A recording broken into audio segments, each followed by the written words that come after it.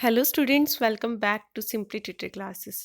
जैसे कि हमने प्रीवियस क्लास में अपना foreign market entry mode start किया था और उसमें हमने कवर किया था ट्रेड मोड क्या होता है और कॉन्ट्रेक्चुअल एंट्री मोड के बारे में हमने कुछ पढ़ा था। आज हम जो टॉपिक करेंगे अपने सेकंड पार्ट में, that is investment mode and the factors which affect the entry mode of international business. तो चलिए, जैसा कि इन्वेस्टमेंट मोड की बात करें, इन्वेस्टमेंट मोड का क्या मतलब होगा कि हम क्या कर रहे हैं, दूसरी कंट्री में जाकर डायरेक्ट इन्वेस्ट कर रहे हैं, पैसा लगा रहे हैं। तो क्या क्या हमारे पास ऑप्शंस होते हैं इन्वेस्टमेंट मोड में, जैसा कि आप लोगों ने लास्ट क्लास में लास्ट सेमेस्टर में पढ़ा था, फॉरेन डायरेक्ट इन्वेस्टमेंट, जिसे हम बोल देते हैं फॉरेन कंट्री में अपनी फुल्ली ऑन सब्सिडरी लगाना, पूरी की पूरी कंपनी लगा देना। फॉरेन डायरेक्ट इन्वेस्टमेंट का मतलब है अपना प्लांट वहाँ ले जाकर सेटअप कर देना होस्ट कंट्री में, जहाँ आप बिजनेस करना चाह रहे हो, वहाँ की ऑनरशिप और कंट्रोल आपके हाथ में होगा। तो फर्स्ट पॉइंट इन्वेस्टमेंट मोड का क्या होगा, एफडीआई के थ्रू इन्वेस्ट करना, जिसे हम बोल देते हैं fully on manufacturing unit. Next होता है जॉइंट वेंचर। जॉइंट वेंचर क्या होता है कि जैसे कि होम कंट्री ने होस्ट कंट्री के साथ बिजनेस करना है। अब होम कंट्री की जो कंपनी है वो होस्ट कंट्री की कंपनी के साथ हाथ मिला लेगी। हाथ मिलाने का मतलब जॉइंट वेंचर। जॉइंट वेंचर हो जाएगा और मिलकर एक नई कंपनी फॉर्म कर देंगे, that is called joint venture. कि जॉइंट वेंचर कर लिया दोनों कंपनी ने, जैसे हीरो और होंडा का एग्जांपल हीरो होंडा ने किया था। ठीक है, और भी बड़े सारे एग्जांपल्स हैं आपके सामने, मारुति सुजुकी, मारुति ने सुजुकी के साथ किया था। वो अलग बात है कि अब ये अलग अलग हो चुके हैं, पर एक टाइम पर जाकर जॉइंट वेंचर हुआ था। तो जॉइंट वेंचर के थ्रू नेक्स्ट हमारा हो जाता है स्ट्रेटेजिक एलियांस। स्ट्रेटेजिक एलियांस क्या होता है, यहाँ पर ना तो जॉइंट वेंचर हो रहा है, देखो, ना ही मर्जर हो रहा है, ना एक्विजिशन हो रहा है। स्ट्रेटेजिक एलियांस होता है कि किसी एक पर्टिकुलर पर्पस के लिए दो कंपनीज इकट्ठी होती हैं। मान लो एक कंपनी तो फाइनेंशियल असिस्टेंस प्रोवाइड कर रही है, दूसरी कंपनी मैनेजरियल एक्सपर्टाइज और प्रोडक्शन की फैसिलिटी प्रोवाइड कर रही है। तो क्या होता है स्ट्रेटेजिक एलियांस में कि दो कंपनीज मिलकर एक common R and D unit अपनी सेटअप कर लेते हैं, या फिर दोनों मिलकर क्या करते हैं, एक ऐसी यूनिट सेटअप कर लेते हैं जिससे कि एम्प्लॉयज़ को ट्रेन किया जाए, या फिर कॉमन सर्विस सेंटर खोल लेते हैं।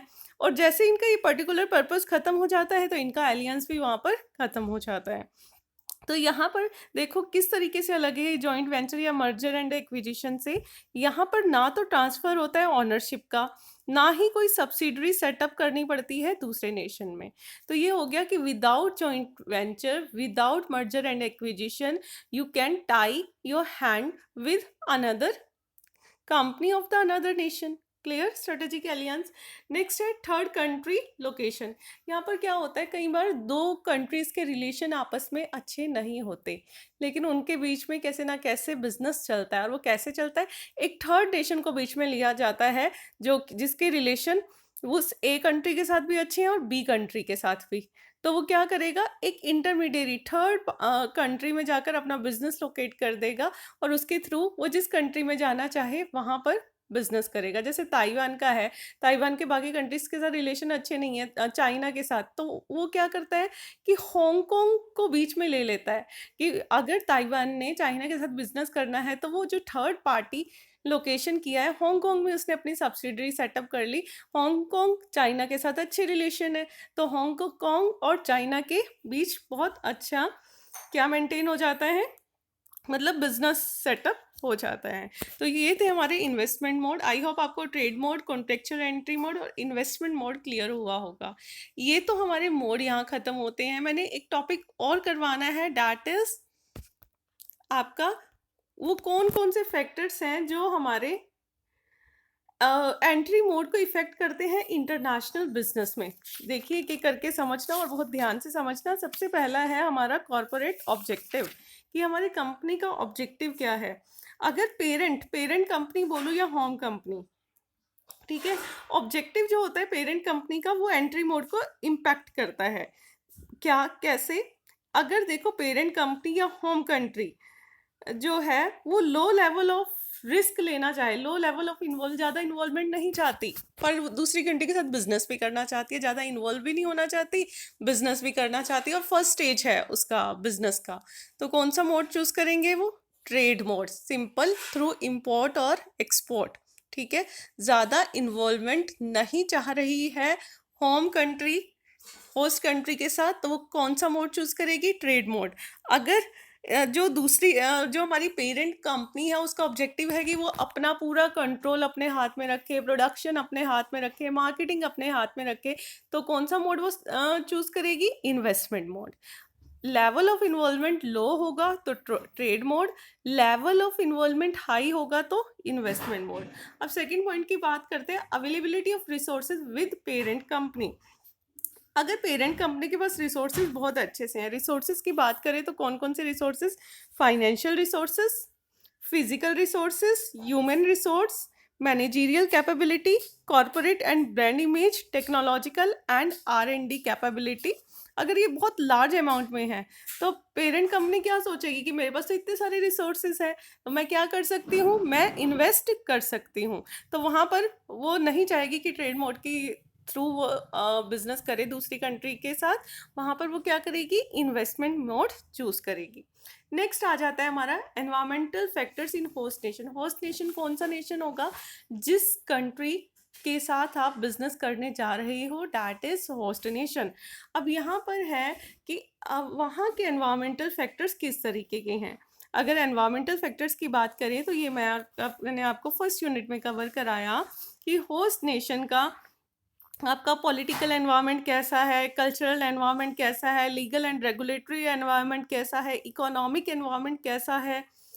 तो आपको क्या है, इन फैक्टर्स को ध्यान में रखते हुए अपना एंट्री मोड चूज करना है। अगर सब कुछ आपके फेवर में है, आपको लगता है सब अच्छा अच्छा है, तो आप क्या करेंगे? इन्वेस्टमेंट मोड चूज कर सकते हैं। अगर आपको लगता है कि नहीं, सारी चीज़ें जो है अपॉर्चुनिटीज़ के साथ साथ थ्रेट भी बहुत ज़्यादा है, कि सब कुछ फेवर में नहीं है, तो आप कौन सा मोड चूज करेंगे? Trade mode. नेक्स्ट आता है cost of factor of production. यहाँ पर फैक्टर ऑफ प्रोडक्शन की जो कॉस्ट है वो हम कहाँ देख रहे हैं? होस्ट कंट्री में। हम देखेंगे कि जिस कंट्री के साथ हम बिजनेस करने जा रहे हैं वहाँ पर फैक्टर ऑफ प्रोडक्शन की जो कॉस्ट है वो क्या है। अगर मैं फैक्टर ऑफ प्रोडक्शन की बात करती हूँ तो लेबर सबसे पहले आ गया दिमाग में। लेबर की कॉस्ट क्या है? दूसरा रॉ मटेरियल। अगर लेबर और रॉ मटेरियल हमें होस्ट नेशन में कम रेट पर अवेलेबल है तो हम कौन सा मोड करेंगे कि मैं वहाँ जाकर प्लांट भी सेट कर लूँ, मुझे लेबर भी सस्ती मिलेगी और मुझे क्या सस्ता मिलेगा? मुझे रॉ मटेरियल भी सस्ता मिलेगा। तो मैं कौन सा मोड चूज करूंगी? Investment mode. ठीक है।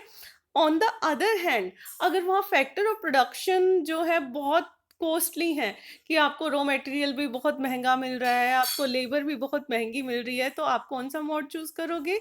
तो उस टाइम आप चूज करोगे ट्रेड मोड। क्लियर। नेक्स्ट है availability of infrastructure in host nation. जब हम इंफ्रास्ट्रक्चर की बात करते हैं वो भी होस्ट नेशन में, तो हम बात करते हैं roads, railways, sea ports, banks, warehouse, market intermediaries, etcetera etcetera. अगर सब कुछ बहुत ही बेटर है, बहुत ही बेहतरीन है, तो हम कौन सा मोड चूज करेंगे? Investment mode. अगर लगता है कि इंफ्रास्ट्रक्चर सही नहीं है तो कौन सा मोड चूज करेंगे? Trade mode. और ट्रेड मोड में भी हम जहां तक हो सकेगा इनडायरेक्ट एक्सपोर्ट चूज करेंगे। लास्ट पॉइंट है हमारा लेवल ऑफ रिस्क। देखिए, जिस कंट्री के साथ हम बिजनेस करने जा रहे हैं, अगर रिस्क बहुत ज़्यादा है तो क्या करेंगे? ट्रेड मोड यूज करेंगे। ऑन द अदर हैंड, अगर रिस्क कंपैरेटिवली कम है तो हम क्या कर सकते हैं? इन्वेस्टमेंट मोड भी सिलेक्ट कर सकते हैं।